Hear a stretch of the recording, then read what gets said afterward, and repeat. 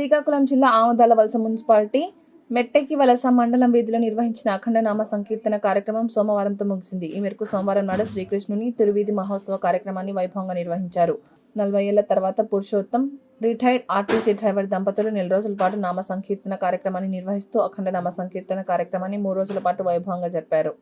ఈ కార్యక్రమంలో మాజీ స్పీకర్, వైసీపీ రాష్ట్ర రాజకీయ వ్యవహారాల కమిటీ సభ్యులు తమ్మినేని సీతారాం, వాణి దంపతుల నిర్వాహకుల ఆహ్వానం మేరకు ముఖ్య అతిథిగా పాల్గొన్నారు. అనంతరం స్వామివారికి ప్రత్యేక పూజలు నిర్వహించారు. చివరి రోజు కావడంతో తిరువీధిలో అధిక సంఖ్యలో భక్తులు పాల్గొన్నారు. హరే రామ హరే కృష్ణ అంటూ భగవంతుని నామస్మరణంతో పురవీధులన్నీ భక్తితో వెల్లివిరిశాయి. ఈ కార్యక్రమంలో టీడీపీ జిల్లా అధ్యక్షులు మొదలవలస రమేష్, ఇరు పార్టీ నాయకులు, కార్యకర్తలు పాల్గొన్నారు.